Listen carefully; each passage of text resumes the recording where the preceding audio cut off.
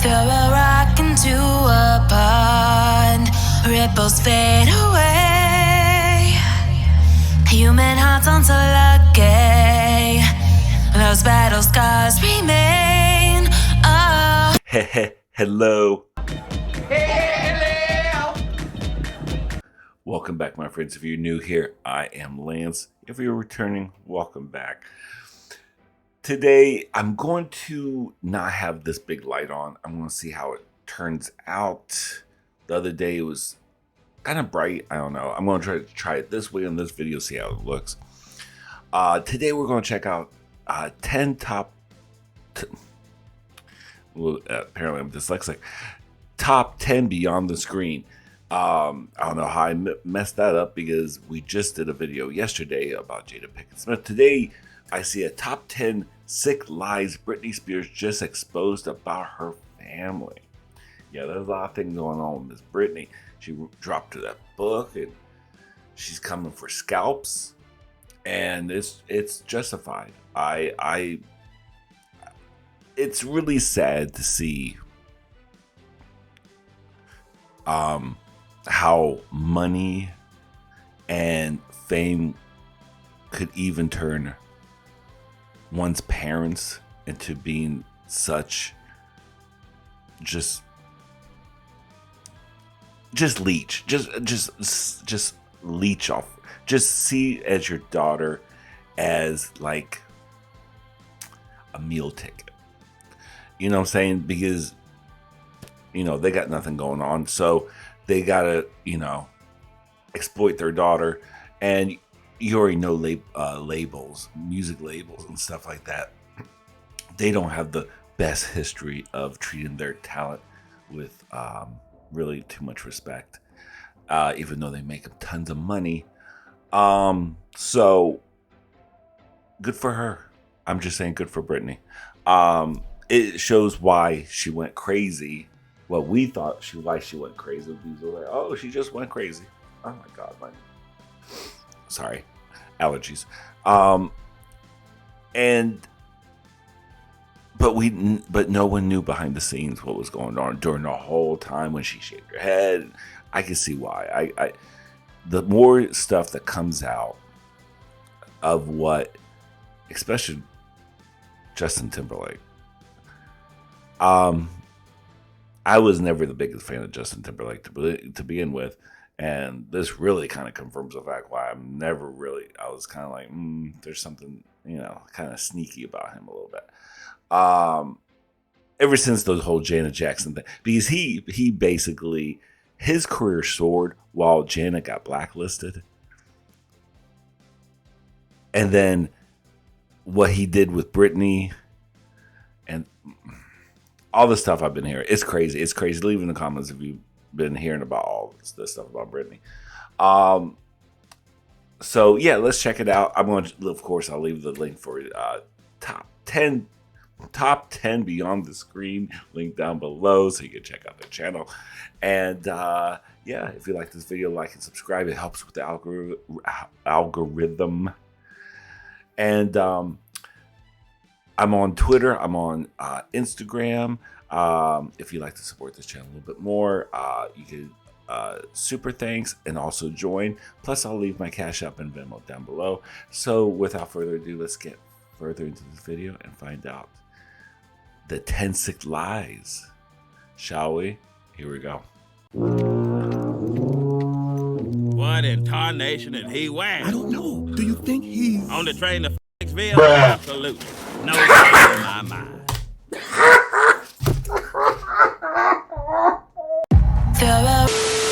The memoir of Britney Spears is set to be a bestseller, but is the world ready for what she has to say? Welcome to Beyond the Screen. I'm Nate, and these are the... Oh, it's Nate again, y'all. It's Nate. What's up, Nate? I kind of give Nate a hard time yesterday with it. I felt kind of bad after we watched the end of the video. I was just kind of, kind of roasted this young man very much, but he's not bad. I was just kind of hoping for the little Irish girl, but he's not that bad. I shouldn't have gave him such a hard time yesterday. I was kind of lightly roasting this boy. So, what's up, Nate? The top 10 sick lies Britney Spears just exposed about her family. Number 10. Mama drama. One thing that comes up a lot in Britney Spears' memoir is her relationship to her parents. She discusses the strain that was placed especially on the bond between herself and her mom, Lynn Spears. She dived deep into her childhood and what actually went down. In the book, she said that she started drinking no-no juice with her mother when she was just in the 8th grade. Of course, that In the 8th grade? Just have you really? Number one mom right there, boy. Can't even wait until she's like at least 18, maybe, to tie one on. But no, 8th grade. 8th grade. I remember. No. That's awful and no one should ever do that because Britney wouldn't just have a sip of it. No, she would just drink no-no juice all day like it was her job. She explained that for fun, she started having fruity no-no juice with her mom while they were in Biloxi, Mississippi. Say that 10 times fast and I will give you $100. To make things feel less illegal, they would call the drinks toddies, named after the adult beverage that's basically just no-no tea. Britney felt a special bond with her mother because of this, especially considering the contrast between her mom and her dad when he would drink. When her mother had a few, she was bubbly and had, the same bright personality, and that's what Britney had as well. But when Jamie had a few, he would get angry and depressed. That behavior is terrible, and while bonding with your parents is awesome, not the right way to do it. Number 9, Jamie Lynn Spears. Well, how about just family game night? Whatever happened, that's not dying art form or anything. Like, you could just, a board game with your daughter, maybe? I don't know. In her memoir, Britney says that she's working very hard to have more compassion towards her sister, Zoe 101 herself, Jamie Lynn Spears. In the book, Britney Zoe 101 herself is... Okay. Revealed a ton of information on Jamie, including the fact that for the entirety of her conservatorship, Jamie would just tell her to move on and stop fighting for control. Britney writes that her younger sister ruled the roost at their home in Kentwood growing up, leaving Britney feeling like a ghost to her parents. She writes that she would walk into the family room and that no one would look at her. Her sister was always too glued to the TV, and according to Britney, would constantly berate their mother, calling her every name in the book. According to Britney, Jamie did nothing to help her during her time under the conservatorship. When she was placed into a mental health facility in 2018, she asked Jamie for support. She replied by telling Britney to just give in and stop resisting. At the time, Britney was under immense mental stress and wrote that she was scared that someone was maybe trying to hurt her in the facility. Her relationship with her sister Jamie has been strained for a long time, with Jamie lying to her several times, including one incident where Jamie claimed that a Zoe 101 co-star was being mean to her on set. Britney confronted the star, Alexa Nichols, by yelling in her face, and she had no idea what was happening or why because it turned out that she was being lied to from the very beginning. Good sibling right there. Number 8. Also, her sister was on a show because of Britney. That's the only reason why, because why would she ever have her own show, Zoe 101, if it wasn't for Britney?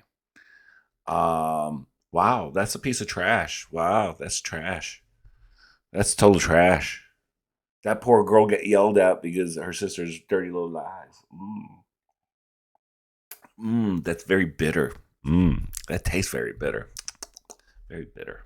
Justin Timberlake. Now, one of the most discussed sections of the memoir is of course the revelation of what actually happened when Britney and her Mickey Mouse Club co-star Justin got together. After meeting JT in the clubhouse, the two sparked a romantic connection. The connection was so strong, but unfortunately Britney had to make a very tough decision in 2000 after she found out she was pregnant. At first, Britney was actually pretty excited about this. In her book, she actually revealed that she had planned on starting a family with Justin at some point, but I guess that it was just gonna happen a little bit earlier than it expected. Well, it turned out that Justin didn't want anything to do with this. He was not excited at all, and he just told her that they were both too young to be starting a family, reminding her that their careers would also have to be put on pause. Ultimately, she decided not to have the baby, something that she claims to be the most devastating decision of her life. Now, part of the memoir revealed this about Britney and Justin, but another part revealed what exactly this man did to break up with Britney. The breakup happened while Britney was on set for the Overprotected Dark Child remix music video in LA. But Towards the end of the second day of filming, the director Chris Applebaum told Page Six that Spears suddenly went missing for almost an hour. The director found Britney in her trailer on the floor with her legs crossed, bawling her eyes out while her makeup just slowly fell down her face. She said nothing but showed him the text that she got from Justin that just said, "It's over." Following the breakup, Justin wrote and released the song Cry Me a River based on his experience with Britney, claiming that she had cheated on him while they were together, something that she actually confirmed in her book that did happen with a choreographer named Wade Robson. Number 7. Jamie Spears. Britney's father Jamie has had a complex relationship with his daughter for the most of her life, and that is putting it lightly. In her memoir, she shared the harsh judgment she constantly got from her father, explaining that she thought getting criticized for her body in the press was bad. It hurt even more when it was coming from her own father. He repeatedly told her that she looked heavy and that she really needed to do something about it. She explained that even as a You look heavy and bloated. What the fuck are you talking about your daughter? She's already stressed out enough. She don't need to have a little bit, but she needs a supportive family. She's already being like with a bunch of sharks in the industry. It just oh my God. Look at this sap over here. Sorry, son of a bitch. A small child, he never gave her the love or attention that she needed. She said that feeling like you are never good enough is a soul-crushing state for a young child. Really? That's not good enough, even though you're the one who's making the money? That's a damn shame that you feel like that, and you're the one who's basically, they're leeching off of you. Oh, these parents are they're just vile. He drummed that message into her growing up, and even after she accomplished so much, he continued to make her feel like dirt. Jamie's wild opinions about Britney got so much worse when she was under her conservatorship. Under the conservatorship, Jamie was named as one of the several people in her life that could make important decisions for her mind, body, and soul. She was forced to grow her recently shaved hair back out and go back into shape. For 13 years, that man remained in control of her life right up until the suspension in 2021. Number 6. Yeet the parents. Following the end of her conservatorship, Britney was able to make decisions for herself again, taking full control over her mind, her body, and her soul. And one of the first decisions that she made was to drop her family from her life entirely. The moment of realization came when she went to visit her parents in 2021. According to Britney, they had stopped answering their phones, so she decided to drive out and see what was up. During the visit, she learned that her beloved Madame Alexander doll collection that she got when she was growing up was thrown away by her family. She also came to find that multiple years of writing had been trashed, including binders full of poems that could have occupied their own book. She decided if they were ready to throw her away, then she was going to do the same thing to them. Good for her. Good for her. That's a sad thing to say, but sometimes you have to do it. You have to do it. 5. Christina Aguilera. Despite Christina Aguilera's publicly what's going on with Christina? See, I didn't hear anything about Christina. Advocating for Britney and her ex Justin to get back together, behind closed doors, she felt the exact opposite. Britney and Christina grew close after meeting on set of the Mickey Mouse Club. As time went on, they became close, and Christina was well aware of the pain caused by Justin during and after the relationship. Despite seeing the pain firsthand, she decided to team up with Justin for the Justified and Stripped tour in 2003, only 1 year after the split. They were together on the cover of Rolling Stones in a manner that made the room steamy when you read it. Britney revealed that she was mad at Christina for a very long time, admitting that she was jealous that Christina was free to party and see people while she was forced to sit back and watch. In the early 2000s, the two had a semi-public rivalry. Christina would regularly bash Britney and make claims like she was a lost little puppy backstage at the 2003 Video Music Awards. Number 4. Conservatorship. As many people know, Britney was placed under a psychiatric hold in 2008 following what we will call a difficult evening, and was later placed under a conservatorship by her father. In her book, she explained what she had been going through at the time, saying that shaving her head and acting out were ways of pushing back. Under the conservatorship, she was made to understand that those days were now over. She had to grow her hair back, get back into shape, she went to bed early, and took whatever medication she was told to. Britney revealed that she take whatever medication she was told to. Sedate this girl. What does that sound like to you? That's sick. Oh my God, that's so sick. Christina, do better. Oh my God, these allergies.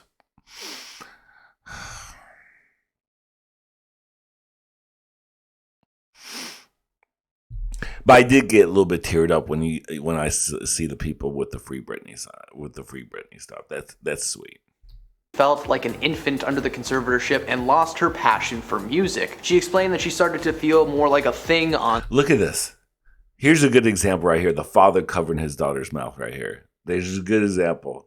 Trying to. Stage rather than a person. In her book, she said that she had always felt music was in her bones, but her family stole it from her. She reminded readers of the contrast between male and female artists, telling them to think of all the male artists who gambled their money away, who had substance control issues or mental health issues, anything like that, but many of them have never had control of their bodies or money taken away. Before the book was released, people were just under the impression that the conservatorship was more of a financial and mental kind of thing, but as the book revealed, it is a lot darker than that, and we'll probably learn a lot more once it's actually released out into the public. Number 3, why she shaved her head. In 2007, many people believed that Britney had just kind of snapped. Her rage was nothing more than celebrity-induced psychosis, right? No, but in her memoir, Britney revealed what exactly prompted the public meltdown. She was in the midst of a painful divorce with Kevin Federline, and she was constantly bombarded by paparazzi. She wrote that she had been eyeballed up and down for her entire life, with people telling her what they thought of her physical features constantly. Shaving her head was an act of defiance. It was a way of pushing back. The shaving took place only a day after she was released from a rehab facility in Antigua, which,